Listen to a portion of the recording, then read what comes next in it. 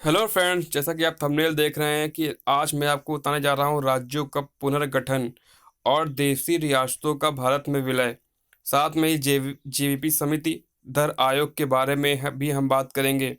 तो ये आपके लिए इम्पोर्टेंट वीडियो है। जो सबसे इम्पोर्टेंट वीडियो इसलिए है क्योंकि इसमें तीन चीज़ों की बात करनी है। राज्यों का पुनर्गठन, देशी रियासतों का भारत में विलय कैसे हुआ, जेवीपी आयोग क्या था, धर आयोग क्या है, इसके बारे में हम बात करेंगे। चलिए टाइम को वेस्ट न करते हुए वीडियो को शुरू करते हैं। आपसे रिक्वेस्ट है, अगर आप चैनल पर नए विजिटर हैं तो चैनल को सब्सक्राइब कर लीजिए, बेल आइकन को क्लिक कर लीजिए, जिससे कि आपको हर एक लेटेस्ट वीडियो का अपडेट मिलता रहे। आप अपनी प्रिपरेशन के according mathematics, constitution, history, geography, बाल विकास, ईवीएस ऑल वीडियो आपको अवेलेबल हैं। उसके अकॉर्डिंग आप चैनल पे जाके सारे वीडियो देखते हैं होम पेज पे। चलिए शुरू करते हैं, टाइम को वेस्ट न करते हुए बात करते हैं राज्यों का पुनर्गठन और देशी रियासतों का भारत में विलय। सारे क्वेश्चंस वन लाइनर होते हैं हमारे वीडियो में, इसलिए आपको अच्छे से क्लियर हो जाए। शुरू करते हैं, आपका अपना चैनल एस साधन क्लासेस। ठीक है, स्टार्ट करते हैं। देखिए क्या कहता है पहला पॉइंट, देशी रियासतों का भारत में विलय। तो भारत में देशी रियासतों का विलय कैसे हुआ, इसका क्या पॉइंट थे, इसके दो पॉइंट के बारे में हम बात करेंगे। रियासतों को भारत में सम्मिलित करने के लिए सरदार वल्लभ भाई पटेल के नेतृत्व में रियासती मंत्रालय बनाया गया। क्या बनाया? रियासती मंत्रालय को बनाया गया। किसके नेतृत्व में? सरदार वल्लभ भाई पटेल के नेतृत्व में रियासती मंत्रालय को बनाया गया। तो ये पॉइंट आपको समझ में आ गया होगा। पहला पॉइंट जो आपके लिए इम्पोर्टेंट है, मैं उन्हीं क्वेश्चन को डिस्कस करता हूँ जो आपके एग्जाम के लिए इम्पोर्टेंट है। पूरा कोर्स नहीं पढ़ना है, इम्पोर्टेंट क्वेश्चन को ही लेके आता हूँ, इसलिए आप वीडियो को पूरा स्टार्टिंग से अंत तक देखिए। रियासतों को भारत में सम्मिलित करने के लिए सरदार वल्लभ भाई पटेल के नेतृत्व में रियासती मंत्रालय बनाया गया। अब बढ़ते हैं अगले पॉइंट की तरफ। जो आपका अगला पॉइंट बहुत इंपॉर्टेंट है, जूनागढ़ रियासत को, देखिए ध्यान समझिएगा, जूनागढ़ रियासत को जनमत संग्रह के द्वारा, जनमत संग्रह के आधार पर, हैदराबाद की रियासत को पुलिस कार्यवाही के माध्यम से और जम्मू कश्मीर रियासत को विलय पत्र पर हस्ताक्षर द्वारा भारत में मिलाया गया। तीन पॉइंट आपको इंपॉर्टेंट थे, तीनों को मैंने दे दिया इसमें। जूनागढ़ रियासत को जनमत संग्रह के आधार पर, हैदराबाद की रियासत को पुलिस कार्यवाही के माध्यम से और जम्मू कश्मीर रियासत को विलय पत्र पर हस्ताक्षर द्वारा भारत में मिलाया गया। ये ऐसी रियासत थी, पता होगा आपको, जो भारत में मिलना नहीं चाहती थी, इनको जबरदस्ती मिलाया गया। तो जूनागढ़ कहाँ थी? जूनागढ़ की रियासत क्या है? वो जनमत संग्रह के आधार पर, हैदराबाद की रियासत पुलिस कार्यवाही के माध्यम से और जम्मू कश्मीर की रियासत को विलय पत्र के आधार पर भारत में मिलाया गया। तो ये पॉइंट आपको समझ में आ गया होगा। बढ़ते हैं, राज्यों का गठन कैसे हुआ, इसके बारे में हम बात करते हैं। राज्यों के गठन के बारे में बात करते हैं, कैसे किस आधार पर राज्यों का गठन हुआ। चलिए शुरू करते हैं।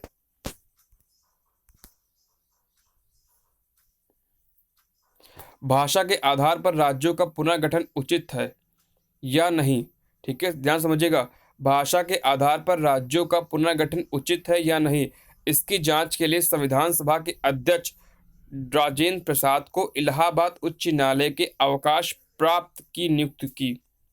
ठीक है, क्या हुआ? अवकाश प्राप्त की नियुक्ति की।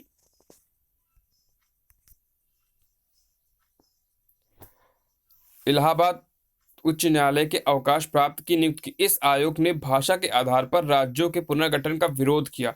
ध्यान समझिएगा, भाषा के आधार पर राज्यों के पुनर्गठन का विरोध किया और प्रशासनिक सुविधा के आधार पर राज्यों के पुनर्गठन का समर्थन किया। तो ये तो पहला पॉइंट था कि भाषा के आधार पर राज्यों के पुनर्गठन के लिए जो मांग थी, उसको हाईकोर्ट में देखकर अवकाश, ठीक है, उस आयोग ने उसको विरोध किया और प्रशासनिक सुविधा के आधार पर राज्यों के पुनर्गठन का समर्थन किया। तो पहला पॉइंट तो आपको समझ में आ गया होगा। अब बात करते हैं धर आयोग क्या था, इसके बारे में अच्छे समझ लीजिए।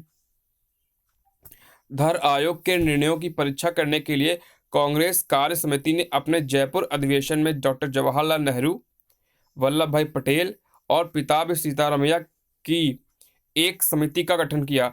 इसी समिति को बोलते हैं जेवीपी। ध्यान रखिएगा, जेवीपी इसी समिति को बोलते हैं। वो क्या है? जेवीपी क्या है? जवाहरलाल नेहरू, वल्लभ भाई पटेल और पिताम्बर सीतारामैया की एक समिति। ठीक है, इसी को जेवीपी कहते हैं। ठीक है, तो समझ में आ गया होगा। पटेल और नेहरू और पीताम्बर सीतारमैया की एक समिति का गठन किया गया। इस समिति ने भाषाई आधार पर राज्यों के पुनर्गठन के मांग को खारिज कर दिया गया। ठीक है, इसने भी क्या किया, राज्यों का जो भाषाई आधार पर है उसका पुनर्गठन का मांग को खारिज किया कि भाषाई आधार पर राज्यों का गठन नहीं होगा। अब बढ़ते हैं अगले पॉइंट की तरफ। अगला पॉइंट क्या कहता है, नेहरू, पटेल और पीताम्बर सीतारमैया, जेवीपी, समझ में आ गया। जेवीपी क्या है, जवाहरलाल नेहरू, वल्लभ भाई पटेल और पीताम्बर सीतारमैया। ठीक है, समिति की रिपोर्ट के बाद मद्रास राज्य के तेलुगु भाषियों ने पोटी श्री रामुलु के नेतृत्व में आंदोलन प्रारंभ कर दिया। अब इसके लिए आंदोलन भी हुआ। कहाँ हुआ, मद्रास राज्य में तेलुगु भाषियों ने वहाँ पे क्या किया, उनके पोटी श्री रामुलु के नेतृत्व में आंदोलन प्रारंभ कर दिया। तो ये पॉइंट भी आपको समझ में आ गया होगा। आंदोलन हुआ किसके लिए, भाषाई आधार पर राज्यों के गठन के लिए।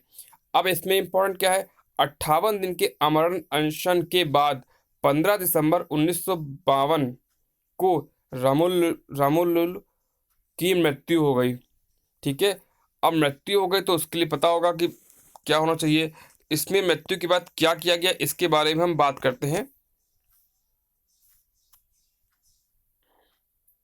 पोटी श्री रामुलु की मृत्यु के बाद प्रधानमंत्री नेहरू ने तेलुगु भाषियों के लिए पृथक आंध्र प्रदेश के गठन की घोषणा कर दी।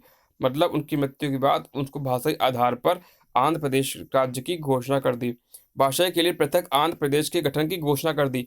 1 अक्टूबर 1953 को आंध्र प्रदेश राज्य का गठन हुआ। पॉइंट को नोट कर लीजिए, पॉइंट को बहुत इंपॉर्टेंट है। 1 अक्टूबर 1953 को किसका हुआ, आंध्र प्रदेश राज्य का गठन हुआ। 1 अक्टूबर 1953 को आंध्र प्रदेश राज्य का गठन किया गया। तो ये पॉइंट आपको समझ में आ गया होगा अच्छे से। ठीक है, यह राज्य स्वतंत्र भारत में भाषा के आधार पर गठित होने वाला पहला राज्य है। क्या है, यह राज्य स्वतंत्र भारत में भाषा के आधार पर गठित होने वाला पहला राज्य है। तो ये पॉइंट जो आपका है ये आपका बहुत इंपॉर्टेंट है। 1 अक्टूबर 1953 को आंध्र प्रदेश राज्य का गठन हुआ।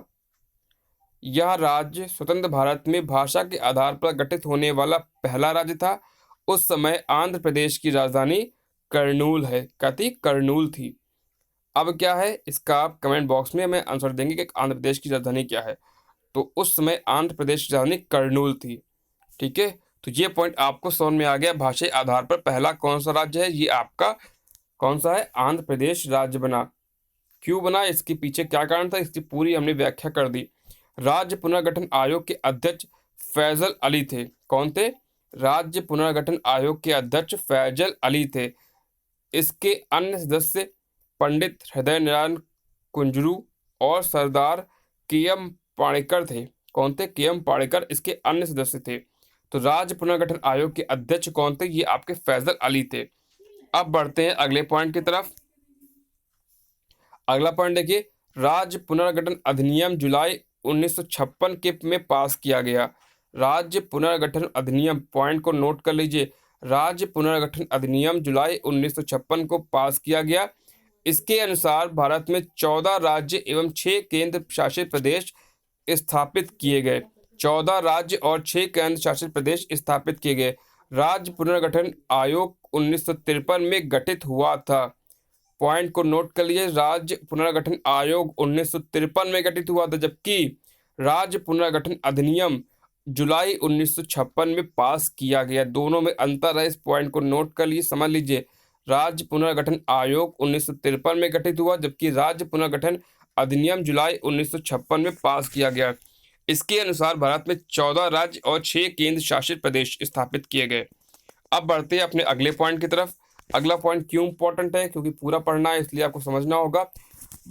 नवंबर 1954 को फ्रांस की राजधानी ने नवंबर 1954 को फ्रांस की सरकार ने अपनी सभी बस्तियों पौंडीचेरी, यमन, चंद्रनगर और केरकल को भारत को सौंप दिया। 28 मई 1956 को इस संबंध में संधि पर हस्ताक्षर हुए।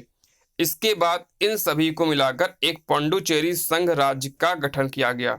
समझ में आ गया, इन सभी बस्तियों को अलग अलग मिलाकर सब क्या किया गया, एक पौंडुचेरी संघ राज्य का गठन किया गया। तो ये पॉइंट भी आपको समझ में आ गया होगा। फिर समझ लीजिए, नवंबर 1954 में फ्रांस की सरकार ने अपनी सभी बस्तियां पौंडुचेरी, यमन, चंद्रनगर और कैरिकल को भारत को सौंप दिया।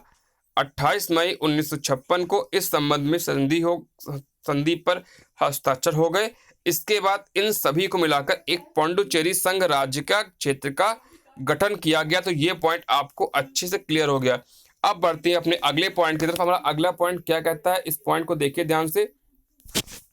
भारत सरकार ने 18 दिसंबर 1961, पॉइंट नोट करिए, भारत सरकार ने 18 दिसंबर 1961 को गोवा, दमन व दीव की मुक्ति के लिए पुर्तगालियों के विरुद्ध कार्यवाही की और उन पर पूर्ण अधिकार कर लिया। ठीक है, तो ये पॉइंट क्लियर हो गया। कब? 18 दिसंबर 1961 को गोवा, दमन, दीव की मुक्ति के लिए पुर्तगालियों के विरुद्ध कार्यवाही की और उन पर अधिकार कर लिया। ये पता होगा कि पुर्तगाली जो है भारत में सबसे अधिक टाइम तक रहने वाले थे।